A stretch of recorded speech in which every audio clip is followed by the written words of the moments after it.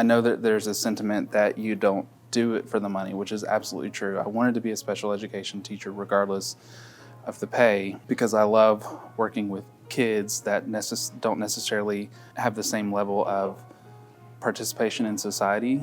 I love helping them, but at the same time, it goes back to if I can't take care of myself, how am I going to take care of them?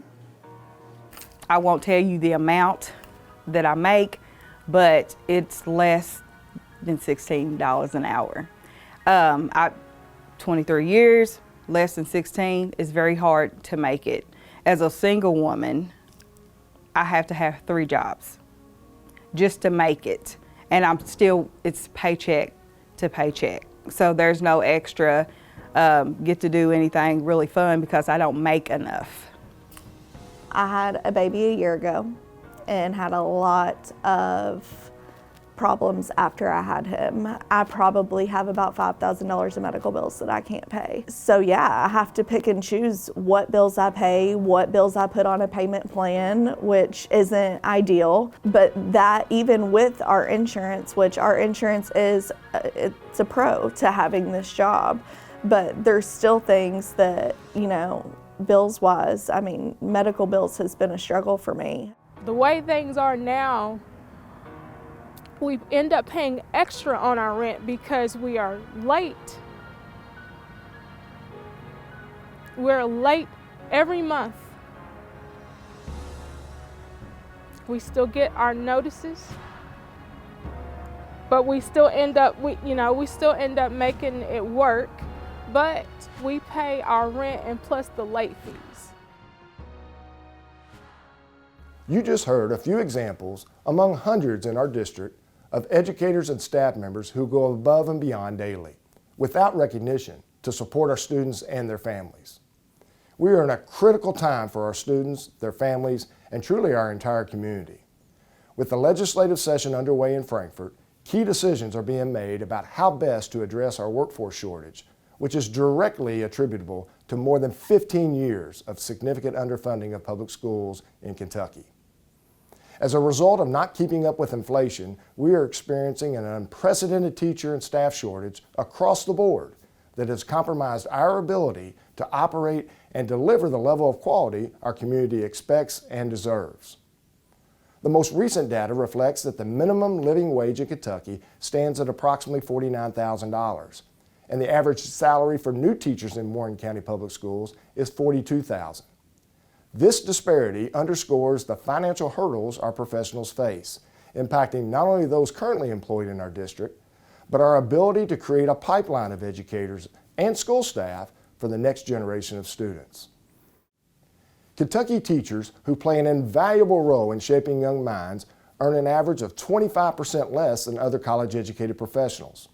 Despite a remarkable 55% increase in Kentucky's general fund since 2008, SEEP funding for public schools has grown by less than 10%. While we are thankful for the record investment in education during the last budget cycle, I find it important to note that the majority of this investment went to the pension fund, which had been underfunded for many years by previous legislatures. In the past 15 years, our funding dynamics have shifted significantly, with our local taxpayers now funding the majority of the expense to educate our students. 60% of our funding came from the state back in 2008. And now fast forward 15 years, and only 46% of our funding is coming from the state, with local taxpayers picking up 54%. Over the years, we have watched this funding shift play out nationally in several states, and the impact is alarming. In fact, several of these states are now considering how to reverse course to mitigate the troubling trend. In addition to the shift in funding, we've not received the statutory requirement of full funding for pupil transportation from our legislature since 2005. This has resulted in a net loss of tens of millions of dollars to our district to cover transportation expenses. This deficit shortfall is $2.4 million this school year alone. We are urging our legislative leaders to develop a budget plan that restores school funding to the inflationary equivalency of 2008 buying power. With an estimated $4 billion in reserve, there are monies available from the state to ensure that our schools have the resources in our classrooms for student learning and to improve the salaries for our teachers and support staff to competitive levels. that will enable us to attract and hire high-quality professionals to work with and around our students. Besides the almost $4 billion in reserve the General Assembly has available, there are other funding opportunities for our legislators to consider. Last year alone, approximately $50 million allocated for public schools was swept back to the general fund.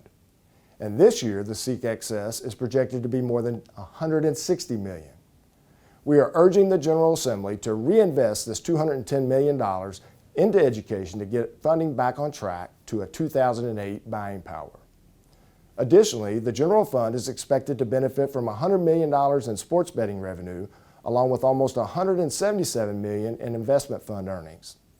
With monthly state revenues strong and an improved business climate in Kentucky, now is the time to make this important investment in public education by providing our educators and support staff with competitive compensation. This is a call to action, a plea for united advocacy to secure the resources our students and educators rightfully deserve.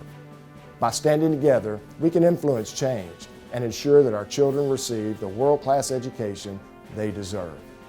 To learn more about the importance of investing in our students and communities today, I encourage you to tune into our next segment, where you will hear more from our employees and learn how you can support our efforts.